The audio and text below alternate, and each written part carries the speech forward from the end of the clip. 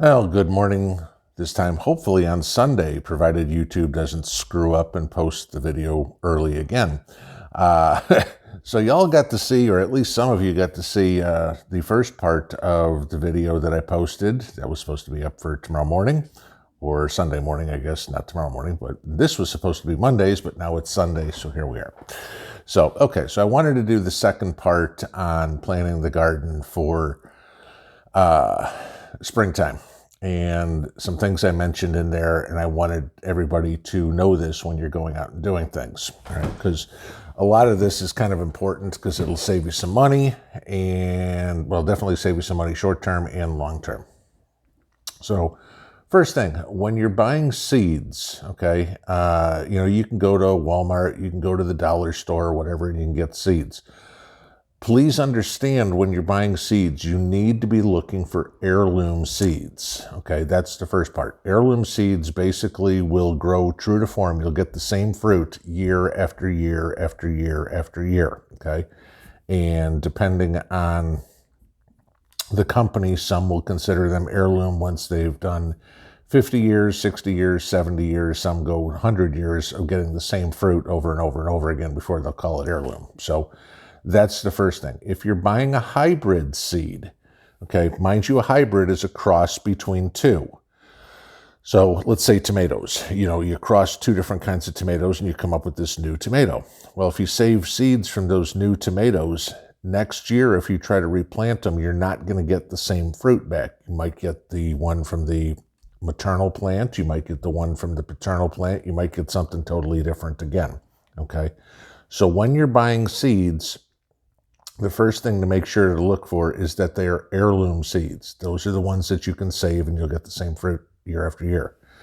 The other thing about seeds is a lot of them will be advertised as non-GMO, okay? Don't waste your money buying non-GMO seeds, okay? There are no seeds that are sold to you or me through any seed company or through Walmart or Burpee or, pick anywhere, okay? GMO seeds are not sold to the public. GMO seeds are sold to large agricultural farms. You might have heard this. There's a lot of things where they have GMO corn, and they plant it, and the farmers would have to sign something from Monsanto or whatever, saying that they will not save seeds to this because the companies want them to buy those same seeds year after year after year. So if something's advertised as non-GMO, do not pay a premium for it, because everything we get as Joe Average is non-GMO seeds. So key things to look for when you're buying seeds: you want to buy heirloom, and don't worry about it saying non-GMO, because they're all non-GMO. So that's on your seed part, okay? Second thing, on when you're buying your little seed starting cups, okay? And there's a few ways to do this, okay? We've all seen the little black plastic ones. Those are the ones that you're going to want to buy, okay? You can either buy them in a little container that's got 6 in them, or one that's got 4 in them. Either one works. The only disadvantage to the ones that have 6 is you're going to get smaller seedlings that you're going to have to transplant earlier into a bigger cup. The 4 ones, those usually work better, because you can pretty much grow in that little hole, whatever you want to call it. I can't think of a good word for it. Straight before you take it straight into the garden. So those are fine. What you want to avoid are the ones that are made out of the cardboard-ish or whatever it is. Those will cost you just as much as the plastic ones, except you can only use them once. And the other problem with them is you'll start to get that moss, that mold on the outside of them. It's not going to do any damage to your plant, but it's very unsightly, and some of it will start to smell. And obviously you're doing this inside, and I don't think you want that moldy smell in your house. So avoid those cardboard. They're like a beigeish brown. Avoid those. They work, sure, because you're putting soil in it, but they're more trouble than they're worth, and they're a pain in the ass to plant with, because as much as they say, oh, it's biodegradable and you can just put the whole thing in the ground, Yeah, but it doesn't disappear in a week or two. That will take all year to do it, so you're going to wind up with your plants root bound in them. So stick to the plastic ones, pinch your seedlings out and plant those. Now, if you're really on a budget and you can't do those, things that you can use that work just as well, excuse me, egg cartons, okay? Obviously you get a dozen eggs or whatever it is, take the top off of it because you don't need it. You can put your little seedlings and start your seedlings in there, okay? It's not as neat, it's not as clean, but they work fine. Again, they're only going to be smaller, so you're going to have to transplant them. When you want to transplant them, go to the dollar store. You can get yourself some of the red Solo cups. They're more for than just drinking beer. And you can plant in those. The red Solo cups are especially good for things like tomatoes, because when you're planting tomatoes, transplanting tomatoes, you want to take off some of the bottom leaves and you want to get tomatoes planted down as deep as you can because they will continue to root, and the deeper you can get the stem into the ground, the more roots you get, the better, stronger plant you get. So that is something that is worthwhile. You can use, like I said, egg cartons and plastic cups. Just make sure with both that you poke a hole in the bottom so the water can drain out, because you don't want water pooling in the bottoms of them, because that will cause you to have root rot and none of your seedlings will work. Okay, so there's that portion. I mentioned tools. All right. When you are going to buy tools, buying tools is kind of like buying a knife or something like that. You can get the cheapies, all right, and that's fine. They'll last you a season and they're crap.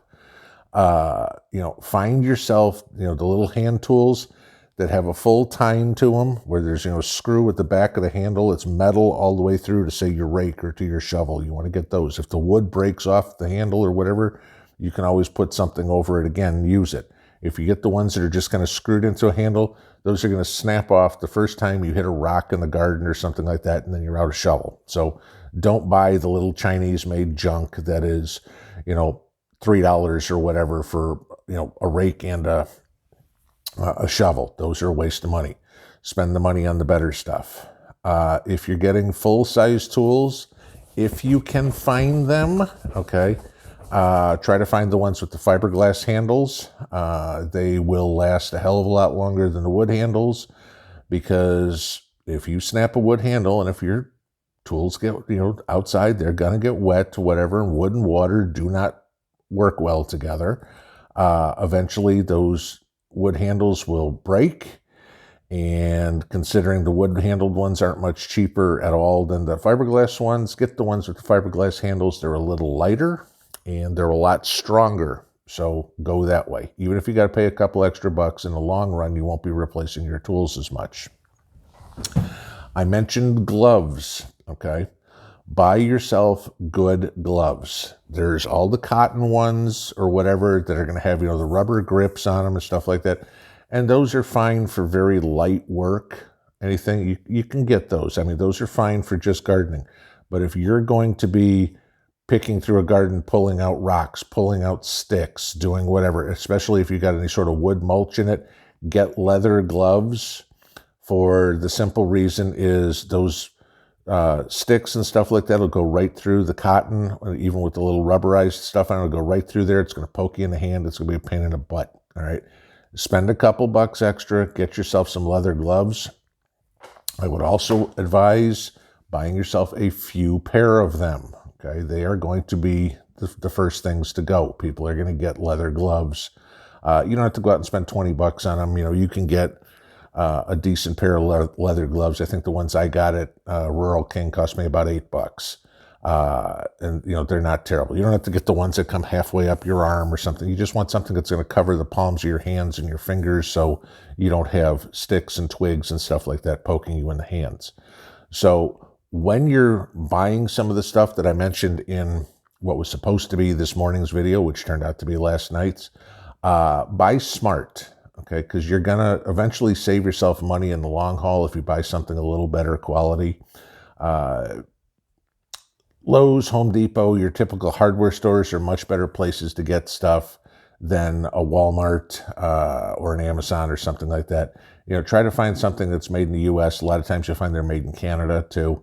That's going to be the good stuff. But especially with your hand tools and things, if you see made in China on there, just put it back on the shelf and walk away, because it's not going to last you through the middle of the summer. It'll snap on you. You're going to be done. So that was supposed to be part 2 for Tuesday morning, but now for Monday morning, but now it is going to be part 2 on Sunday morning, because most of you guys got to see it. If you didn't get to see it, part 1 was up last night, Saturday night. This is part 2. I will have something different for you guys on Monday. Y'all have a good day. We'll hope this one shows up tomorrow morning so you have something for coffee. Have a good one, guys. Pinball out.